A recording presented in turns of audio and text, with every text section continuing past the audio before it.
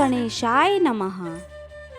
यमुनोत्री धाम उत्तराखंड के उत्तरकाशी जिले में स्थित है और इसे यमुना नदी का स्रोत माना जाता है। यह मंदिर देवी यमुना को समर्पित है, जिन्हें यमराज की बहन और सूर्य देव की पुत्री के रूप में पूजा जाता है। मंदिर में देवी यमुना की और पिता सूर्य देव की मूर्ति भी है। आइए जानते हैं यमुनोत्री धाम का इतिहास और किंवदंतियां। यमुनोत्री का एक समृद्ध इतिहास है और इसके साथ कई किंवदंतियां जुड़ी हुई हैं। और यही नहीं, यमुना नाम की उत्पत्ति भी रोचक है। पौराणिक कथा के अनुसार यमी सूर्य देव और संध्या की पुत्री थी और सूर्य देव का तेज इतना तीव्र था कि उनकी पत्नी संध्या उनका तेज सहन नहीं कर पाती थी। फिर अपने पति सूर्य देव के तेज से शांति पाने के लिए संध्या रुष्ट होकर सूर्य देव से दूर चली गई और अपनी माता की व्यथा से यमी अत्यंत निराश हुई। फिर यमी के रुदन से यमुना नदी का निर्माण हुआ, जो पृथ्वी लोक पर जा बही। कृष्ण जी की बाल लीलाओं से लेकर अवतारी चरित तक कितने ही आख्यान यमुना नदी और कालिंदी से जुड़े हुए हैं।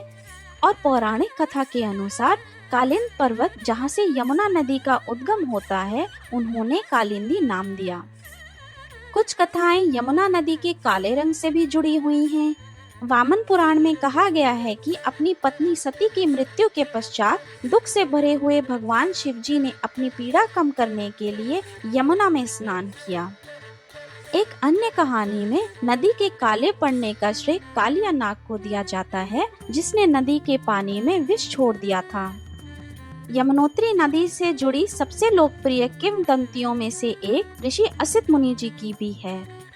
असित मुनि जी एक महान ऋषि थे जो मंदिर के पास ही रहते थे और यमुना देवी के प्रति अपनी भक्ति के लिए जाने जाते थे। वृद्धावस्था और दुर्लभता के कारण असित मुनि जी मंदिर जाने में असमर्थ थे। उनकी भक्ति से प्रभावित होकर यमुना देवी उनके समक्ष प्रकट हुई और विपरीत दिशा में बहती हुई उनके आश्रम तक जा पहुंची।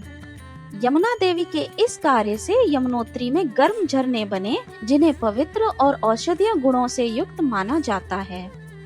भारत के सबसे पवित्र और प्राचीन नदियों में यमुना नदी का स्मरण गंगा के साथ किया जाता है और इन नदियों के किनारे और दोआब की पुण्य भूमि में ही भारतीय संस्कृति का जन्म हुआ और विकास भी।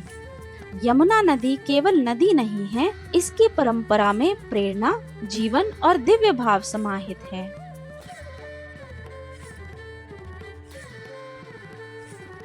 यदि आपको यह वीडियो अच्छा लगे तो लाइक करें और ऐसे ही आध्यात्मिक ज्ञान के लिए चैनल को सब्सक्राइब करें।